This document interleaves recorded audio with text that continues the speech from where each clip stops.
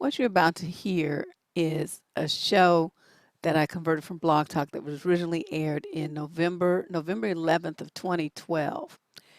And in it, I'm discussing some of the things that I noticed online. It's kind of a hard video to listen to. I remember when I did the show, it was a tough show to do.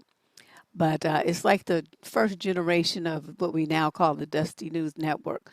I was going over some posts and things that I found online that were very disturbing because they were just so angry and just toxic to black women, and yet they were black women defending the guys that posted this and co-signing on the things that they said. So this video, I divided it. It was a 90-minute show. I divided it into three segments so to make it easier for you to follow. You can just listen to some of it at a time, and really pay attention though to the mindset of the women and make sure that that's not you. Okay, I want you guys to feel good about yourselves and to see yourselves as valuable and important. And there's no way in this world that if you did view yourself that way, that you could agree with a cosign or be in any way in support of the messages that I'm going to be sharing with you today. So as I said, this video rather will be divided into three parts. Remember, this is a show from 2012, and I'm going shouting out the number to call in and all the stuff. Don't pay any attention to that. Just skip over that part because that is no longer my number. I haven't been on Blog Talk in years, but I took all my shows off because, well, not all, but most of them, I wanted to use them over here on YouTube and for a different audience. So let me know your thoughts. Post them down below in the comments section, and I look forward to hearing what you have to say.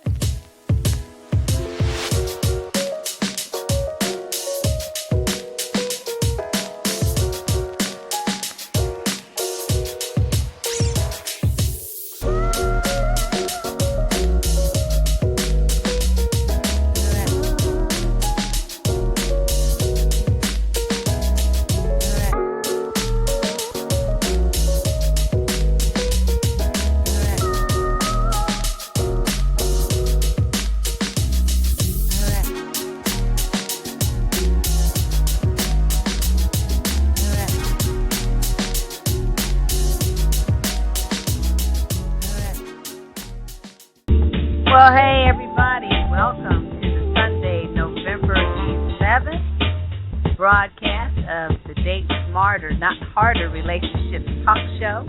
My name is Deborrah Cooper. I serve as the producer and host of this very interesting discussion where we get together every week and we talk about relationships, gender issues, and the finer points and ups and downs of dating in our modern society. Tonight we're going to be focusing on the African American woman and her relationships with African American men.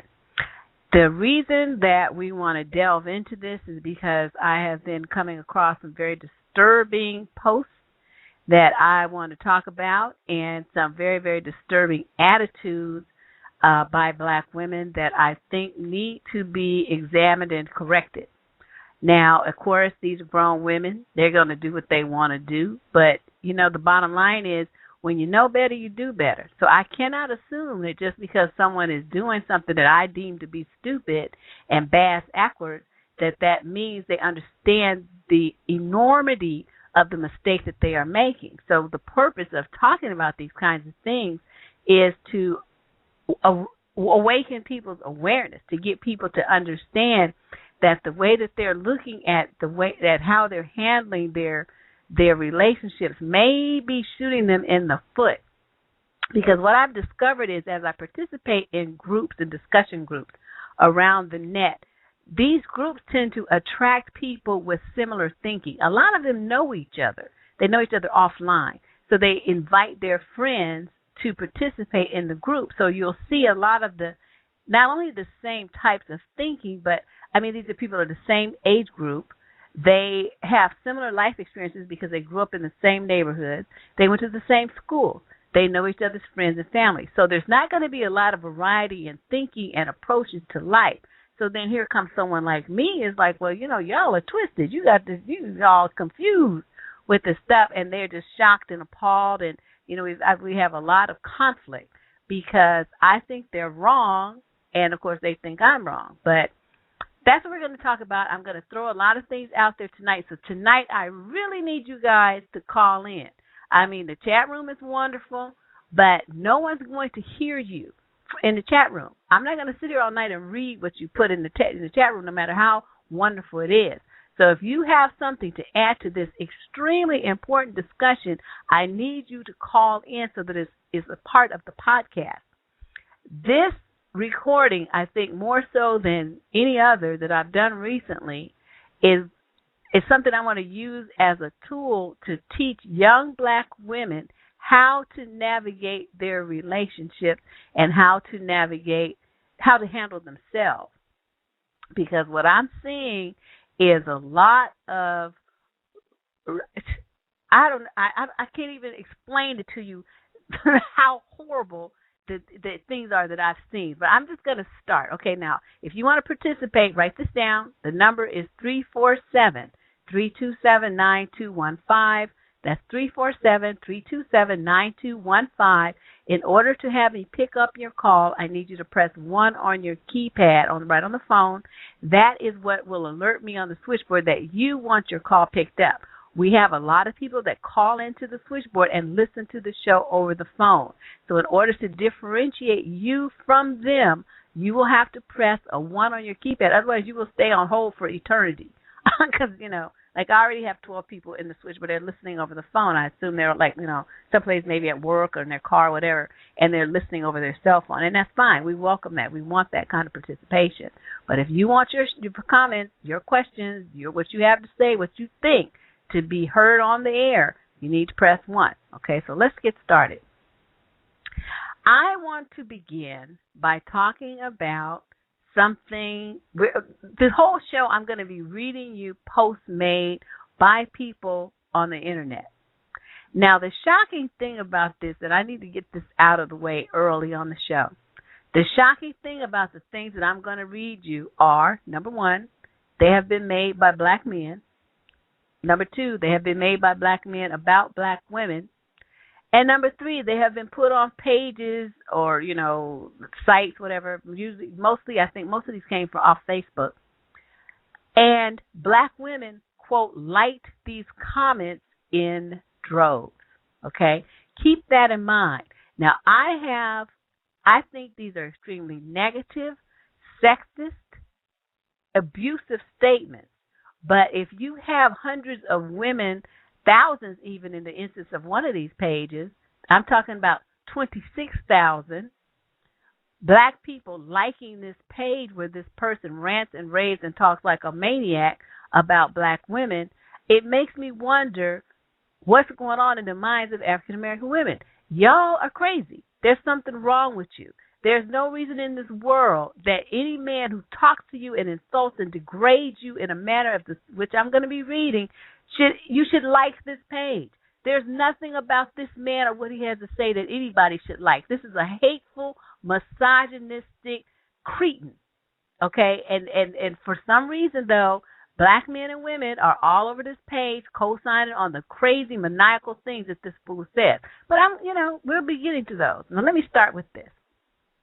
Okay, let's start with this statement here about female sexuality. Okay, statement number 1. It's hilarious that women who have nothing to bring to the table in a relationship other than sex and warming up food seem to have the most mouth about what they deserve. LOL. The price of your vagina went down a long time ago and continues to decrease with every man that we have the chance of running into that's been inside you. If you truly want to be valuable, help a man reach his dreams. If you do that without having a lot of mouth, you have the potential to be irreplaceable to him. Other than that, you're just another name on the list of girls that have been knocked off by guys who don't even truly love. I'm not downing you. I'm just trying to show you how to become priceless to a, quote, good man. Okay, did you hear that? Number 1, He's basing your value on your vagina, the price of your vagina. Okay, so he's already making you into a whore. That's what he's basically saying. Okay, that's number one.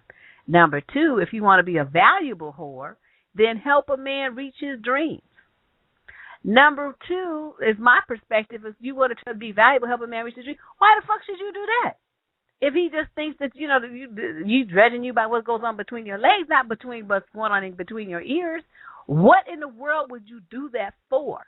Okay, why would you help somebody who's looking at you with disdain in such a manner?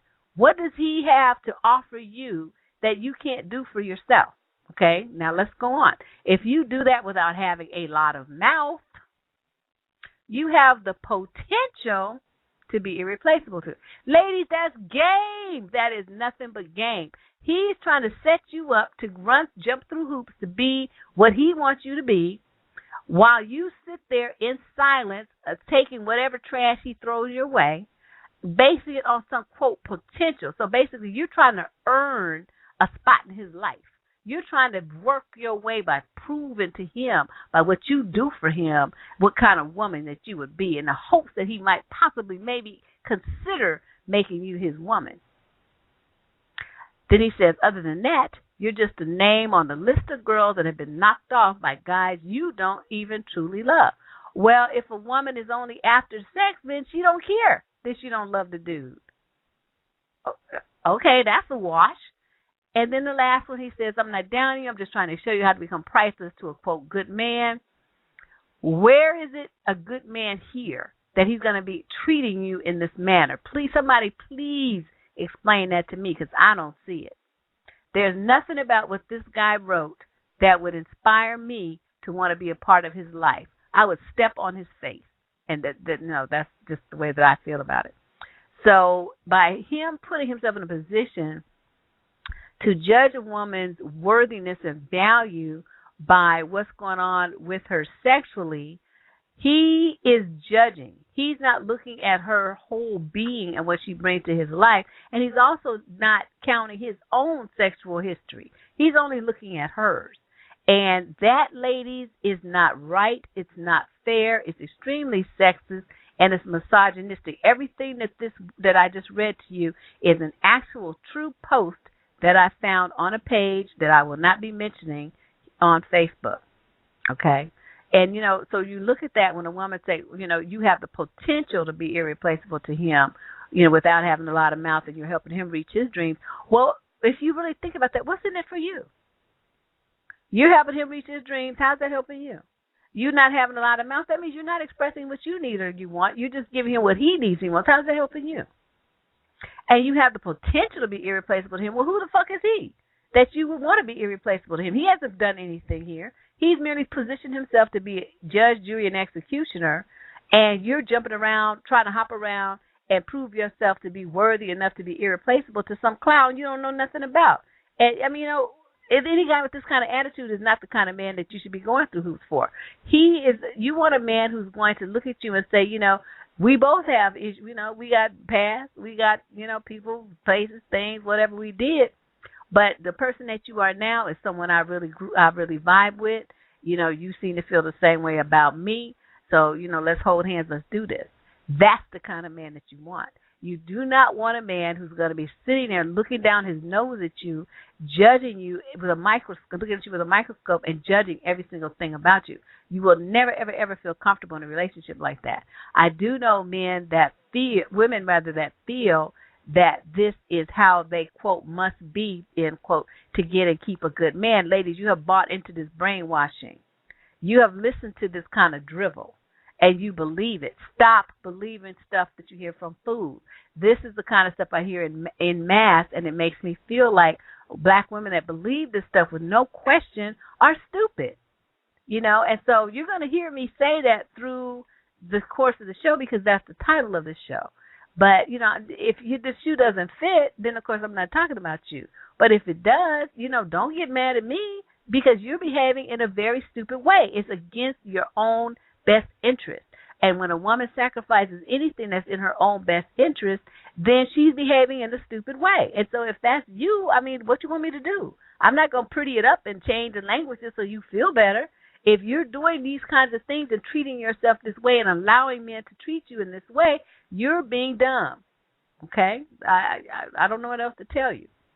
Okay, so then let's move on. Oh, let me look at the switchboard and see. Okay, we got a hand up. Area code 917. What's going on? Hey, Miss Heartbeat, how are you? I am fine. What's going on, lady? I just want to say I listen to your podcast all the time, and this is my first time talking to you, so I'm so happy to be talking to you right now, and I love you so much. Oh, that's so sweet. Thank you. I just want to say, Miss Heartbeat, I'm like kind of new to the dating game. I just graduated college. I'm getting my foot out there, and I see a lot of stuff that I'm just like shocked. My parents never prepared me to deal with gold digging men. I never knew that was even in the realm. I didn't know men gold dig. I'm just learning that. New hustle. And I think the biggest issue that I see with a lot of black women is that they are not raised with a man in the household. Like, I was raised with my father, and I know how a man should treat a woman. I know what a good relationship looks like. So a second thing, too, is that I have high self-esteem, and I'm good by myself. I want a man, but I know a man is not going to complete me. I would like him. I don't know. I'm just complete by myself. So I'm looking for someone to add to me. I'm good. So I'm not dying for a man. I'm not going to jump through hoops for any dude. It's not worth it. I don't know. No, I know what you mean, and you're correct. It is. This is my belief, is that not just a father in the home, but the right kind of father. Because, I'm going to talk about some knucklehead fathers that really the girls would be better off without later in the show. Mm-hmm. But if you have a right kind of dad, he's going to teach you to have a certain polish when it comes to men, certain expectations, because he's modeling for you what a solid, dependable, family-oriented, got-your-back kind of man is. You get to see what love looks like. And unfortunately for a lot of young ladies and young men, that's not something they get to see. So they have no point of reference. So they're going out here into the dating world, and they're, modeling it after television or what their friends told them it should be and all this old silly stuff. Yeah, there you go. And that's unrealistic. And so it creates a real problem, I think, in the black community, especially for the females, because they think that they have to do all these things to, quote, get and keep a man based on what some man told them. And these guys do not have their best interests at heart. These guys are out. These guys are playing games. They're out. They're running games. Girls. Exactly. So the girls don't understand that, though, and that's one reason why I wanted to do this show, to kind of expose some of that nonsense and hopefully wake these girls up. So you ran into some gold diggers. So what kind of stuff did they do or say that made you know that's what they were after? Well, I think the first date I ever went on, this was maybe a few years ago. The guy, he was gorgeous, attractive. But my dad always told me, if a man has so much time to pretty himself and make himself prettier than you should stay away from that guy. But, I fell for the game. So, I'm like, oh, he's a model. Let me go out with him. We went out on the first date, and all of a sudden, the bill comes. He starts touching his pockets. He can't find his wallet.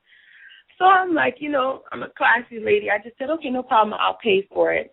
We got in the cab, and as soon as the cab pulls up to my apartment, Miss Heartbeat, this dude starts coming out the car like he's coming home with me. I turned back and I said, no, brother, it's not going down. You have a blessed life. May God go with you. Lose my number. Deuces. And I'm seeing this type of brother, like, I'm sure he has women paying his way. And I even got into an argument with a dude, like a debate. He's like, so how much do you make a year? I know you're a nurse. I know you make good money. And I'm like, my salary has nothing to do with this conversation. I've had guys wanting to know how much I make, dudes wanting to know, can you buy me this, just testing me. I never knew that was possible. Like, but honey, you ain't seen nothing yet. Just think of the women that do that. It's really funny because a couple of weeks ago I wrote this part one of a 3-part series called "Are Black Women Stupid?"